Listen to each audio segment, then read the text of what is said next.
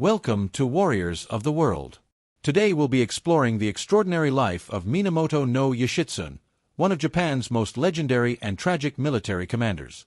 Subscribe now to join our community and support this project. Now, let's begin. The late 12th century in Japan was an era of political upheaval and civil war. The once all-powerful Heian court aristocracy was losing its grip as provincial warrior clans rose to prominence. Among these emerging powers, two families stood above all others, the Taira and the Minamoto. Their decades-long struggle for dominance would culminate in the Genpei War of 1180 to 1185, a conflict that would transform Japanese society and give rise to one of history's most fascinating military geniuses. Minamoto no Yoshitsune was born in 1159 during the darkest period for his clan. His father, Minamoto no Yoshitomo, had just been defeated in the Heiji Rebellion and was subsequently killed. The victorious Taira leader, Taira no Kayamori, faced a critical decision regarding Yoshitomo's sons.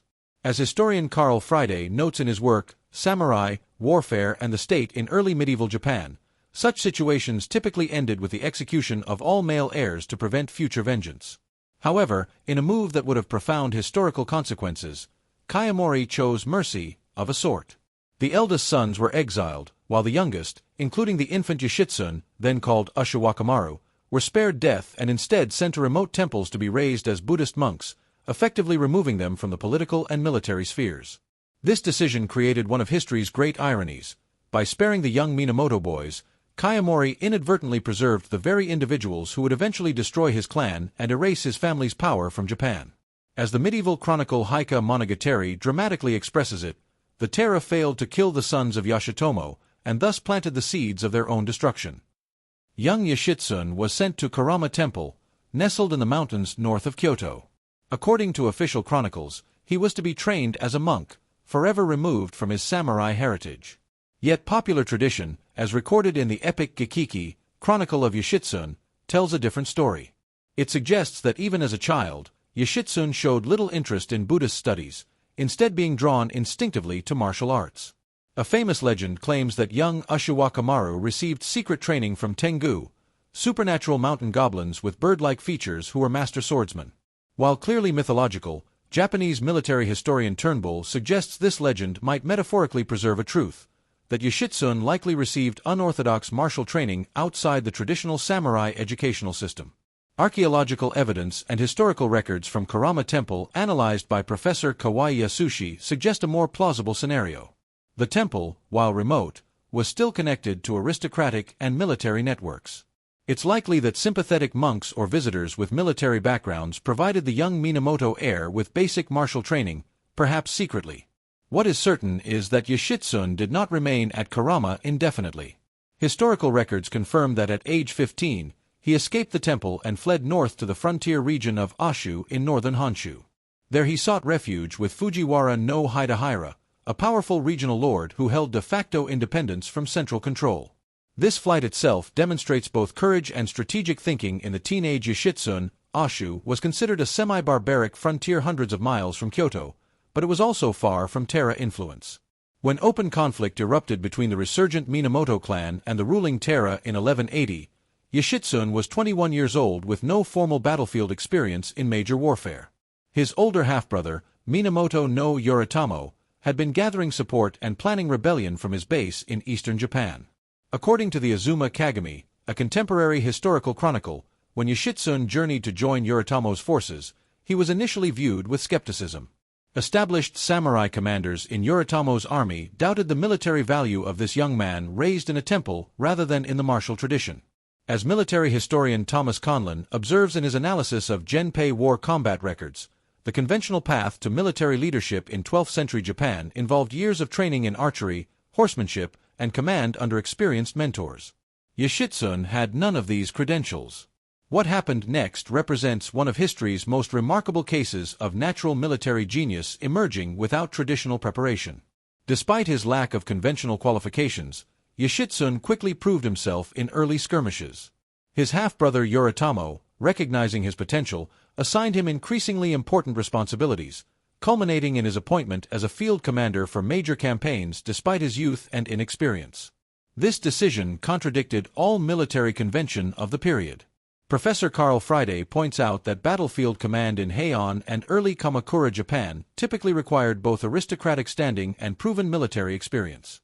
While Yoshitsune had the former by birth, he lacked the latter.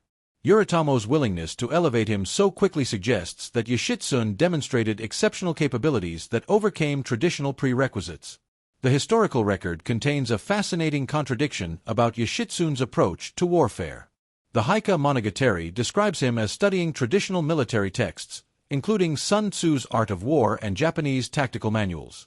Conversely, accounts from warriors who fought alongside him, preserved in the Azuma Kagami, portray Yoshitsune as often disregarding conventional tactics in favor of unexpected approaches that confused both enemies and allies. This contradiction likely reflects the reality of Yoshitsune's unusual development as a commander. Unlike traditionally trained samurai leaders, his approach combined theoretical knowledge gained through reading with practical innovations developed outside established military hierarchies.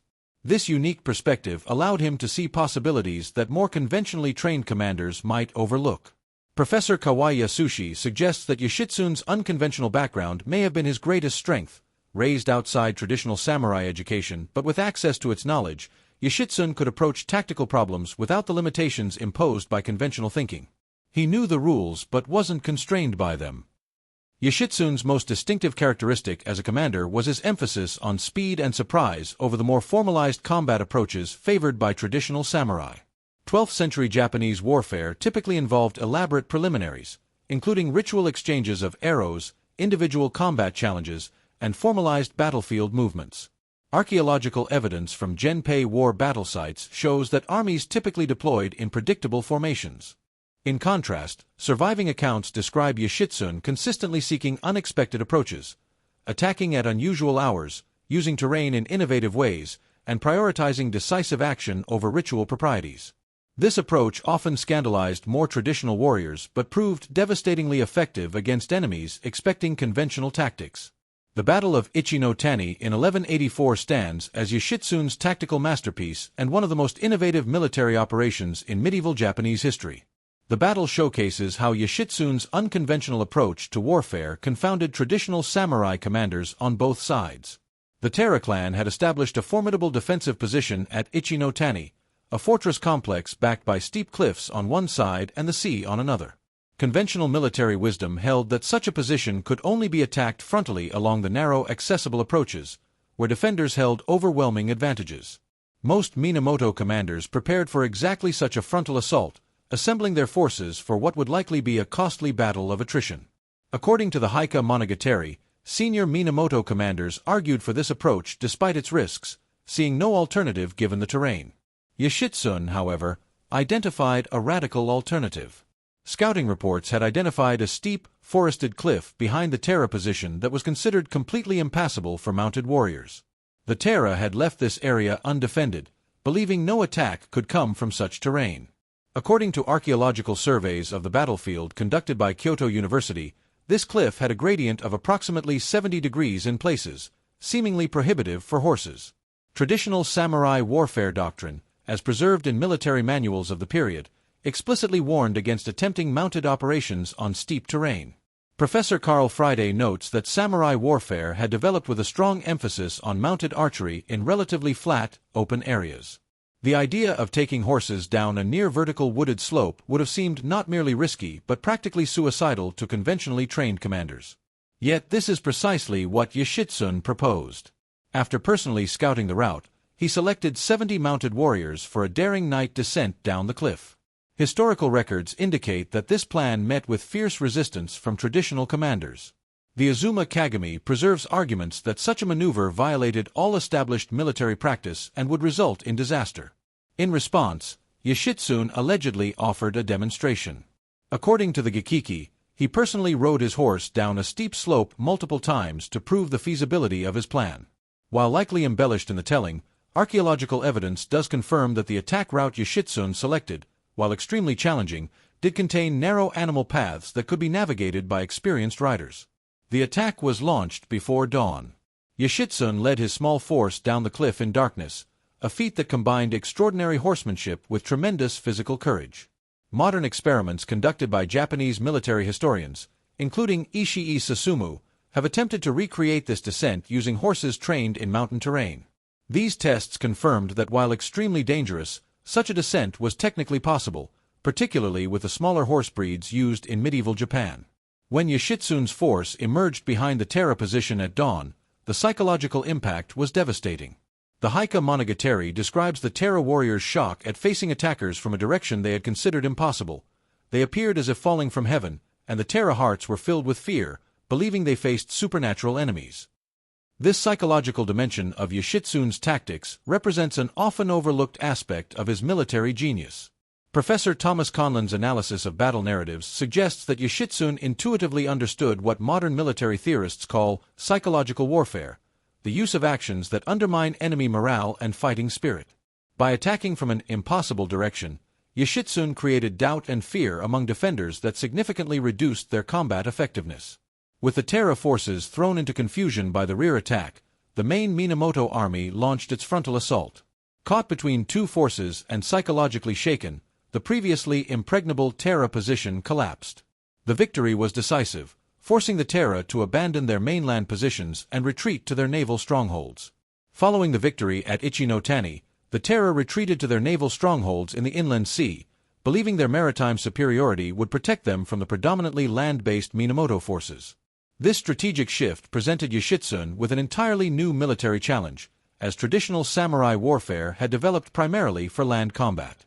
The conventional wisdom among Minamoto commanders held that they should consolidate their mainland control and develop naval capabilities gradually before challenging Terra maritime power.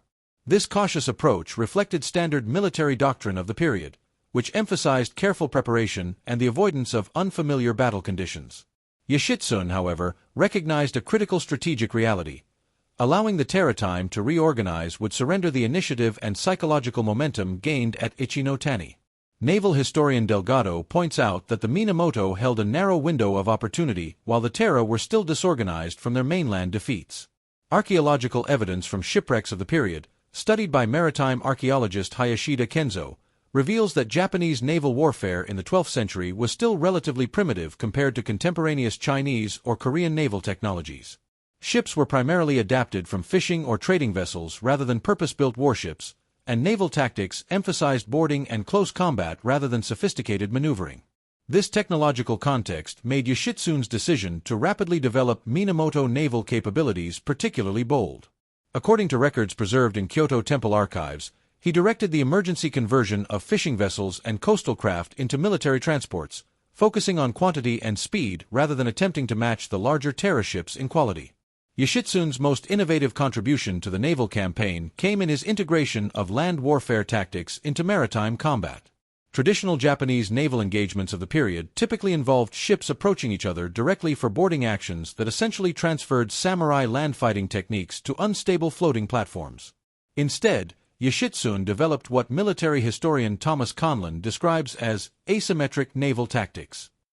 Rather than matching the Terra in conventional ship-to-ship combat, he emphasized mobility, deception, and the exploitation of environmental conditions.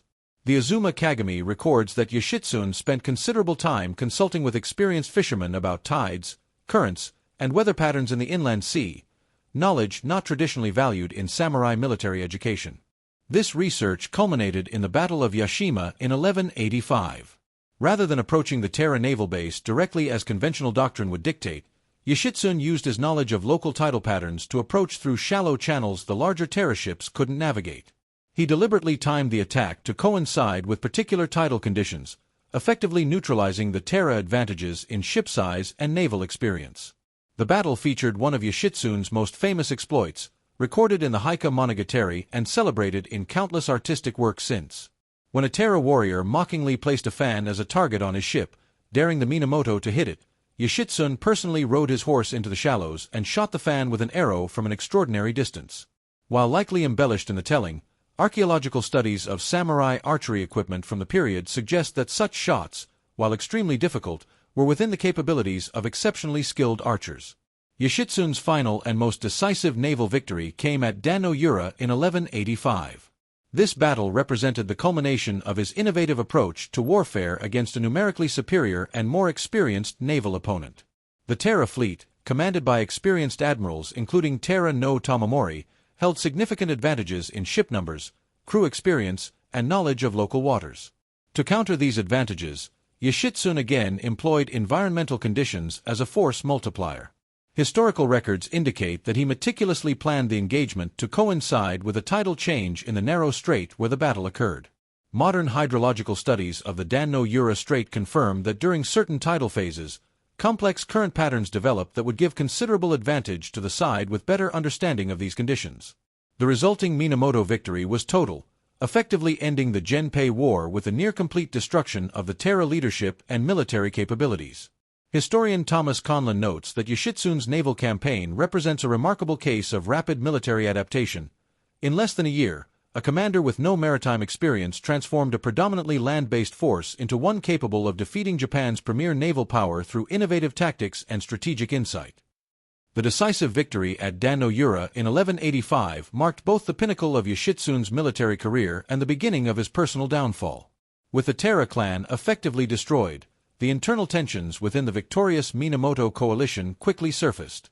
What followed represents one of history's most dramatic reversals of fortune, the transformation of Japan's greatest military hero into a hunted fugitive. The root causes of Yoshitsune's fall have been debated by historians for centuries.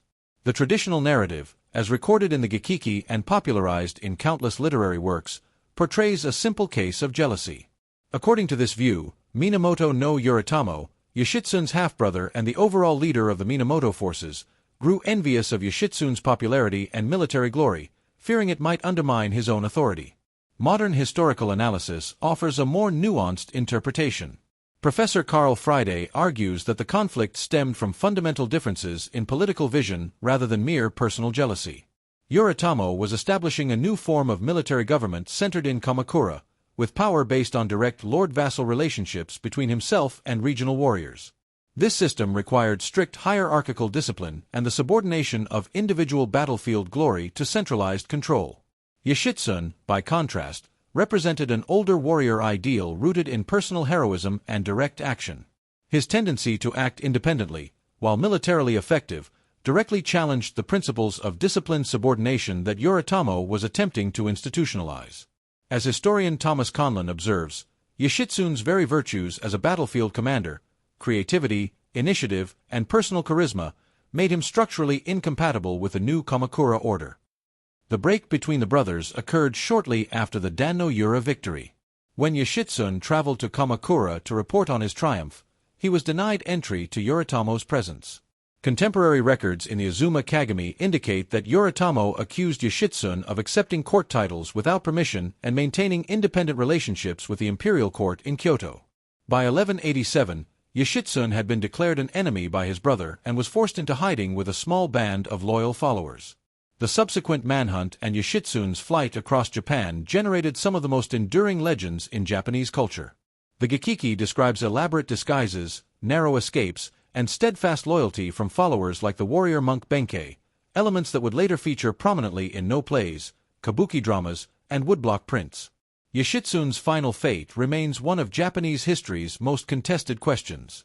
The traditional account, first recorded in the Gekiki, holds that he was eventually cornered at Koramagawa in northern Japan in June 1189, where he committed ritual suicide, seppuku, rather than be captured. However, as historian Carl Friday notes, contemporary documentation for this event is surprisingly sparse, with no official Kamakura records confirming Yoshitsune's death. This documentary gap has spawned numerous alternative theories about Yoshitsune's fate. Some medieval chronicles suggest he escaped to the northern island of Hokkaido and lived among the indigenous Ainu people. Others propose more elaborate scenarios where he fled to the Asian mainland and continued his adventures in Mongolia or China. The most extreme version of this theory, popularized in the early 20th century but rejected by mainstream historians, even suggested that Yoshitsune eventually became Genghis Khan. Archaeological investigations at Takadachi, the traditional site of Yoshitsune's final stand, have yielded inconclusive results. Excavations conducted in the 1990s uncovered structural remains consistent with a late 12th century fortified residence, along with military artifacts from the appropriate period. However, no definitive evidence confirming or refuting Yoshitsune's death at the site has been found. In Japanese popular culture, Yoshitsune remains perhaps the most romanticized warrior figure in national history. Unlike many medieval commanders who have faded from popular consciousness, he continues to appear as a protagonist in films, television dramas, manga, video games, and novels.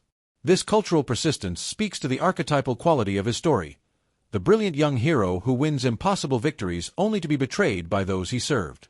Yoshitsune's military innovations outlived both his career and personal fate.